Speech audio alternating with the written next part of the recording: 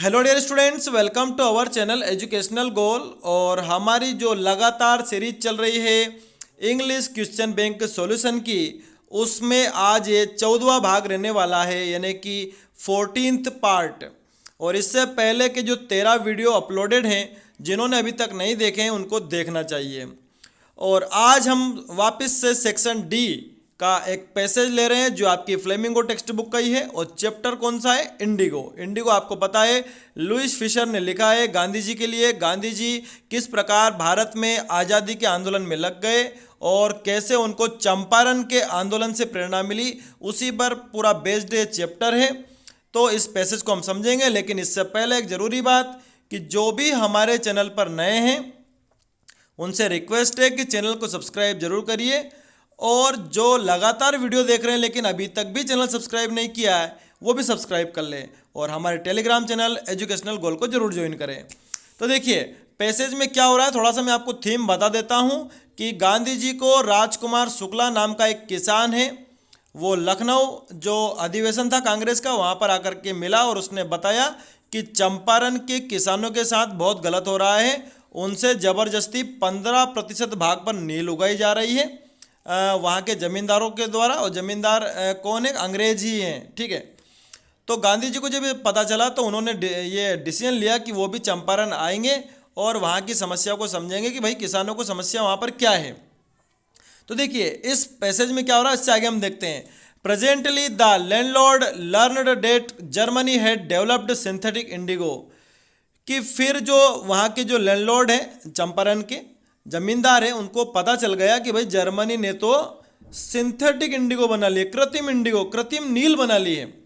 पहले वो किसानों से नील की खेती करवाते थे, लेकिन जब उनको पता चल गया कि भाई जर्मनी ने जब ऑलरेडी कृत्रिम नील बना ही ली है तो फिर हमें किसानों से नील की खेती करवाने की कोई ज़रूरत नहीं है।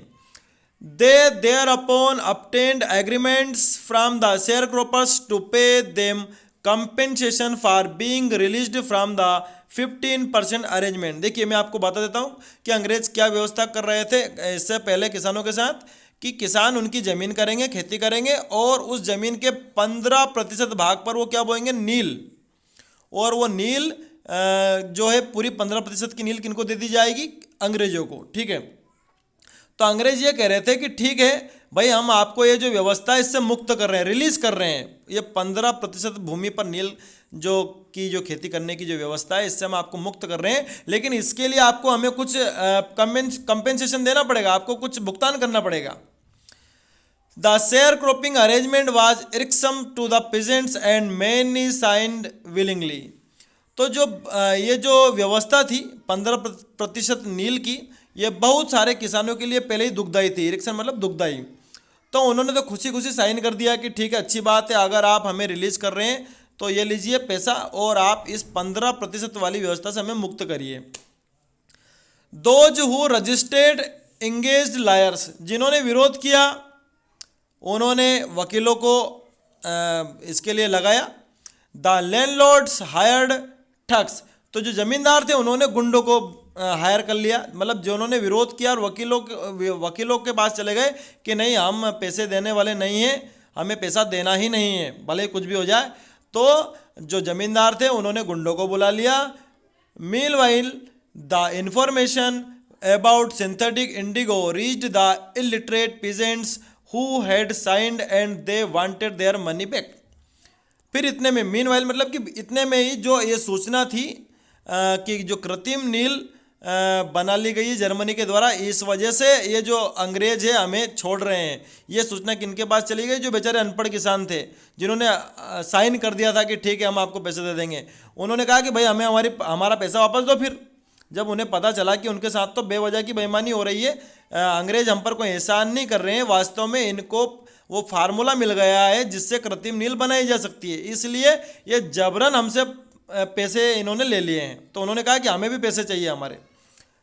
Eight this point Gandhi arrived in Champaran, उसी समय गांधी जी भी चंपारण पहुंच गए। He began by trying to get the facts, उन्होंने कोशिश करी कि भाई वो सारे तथ्य को जाने इकट्ठा करें। First he visited the secretary of the British landlords association, सबसे पहले तो वो कहाँ पर गए? ब्रिटिश लैंडलॉर्ड एसोसिएशन के पास गए, उनसे मिले, उस सचिव से मिले और उससे पूछा कि भाई बताओ ये आप किसानों के साथ क्या कर रहे हो।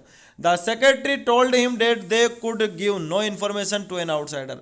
जो सचिव था उन्होंने कह दिया कि वो गांधी जी को कोई सूचना नहीं दे सकते, इस बारे में कोई इन्फॉर्मेशन अवेलेबल नहीं करवा सकते, क्योंकि वो एक आउटसाइडर बाहरी है। क्योंकि गांधी जी पहली बार उस समय भारत आए थे 1914 या 16 के लगभग, तो ये तभी की बात है।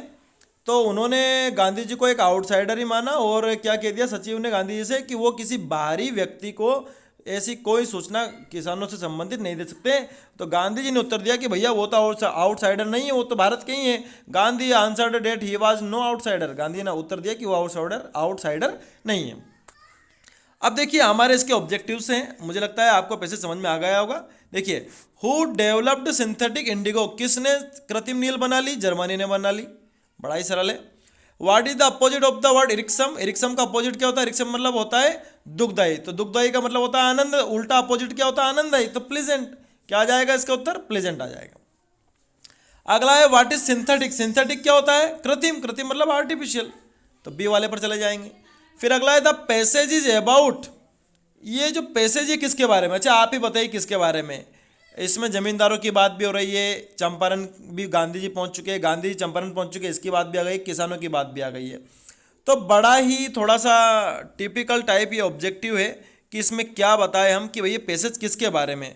तो देखिए मैं जो है वो इसमें किसानों पर जा रहा हूँ, पीजेंट्स पर, तो मैं इसको लगा रहा हूँ। हालांकि गांधी जी चंपारण इसमें आ चुके हैं, लेकिन मैं किसानों की बात इसमें ज़्यादा हो रही है, इसलिए मैं पीजेंट्स पर जा रहा हूँ। ठीक है, अब अगला प्रश्न है why did the secretary refuse to give information to Gandhi ji, कि जो सचिव था उसने गांधी जी को सूचना देने से मना क्यों कर दिया?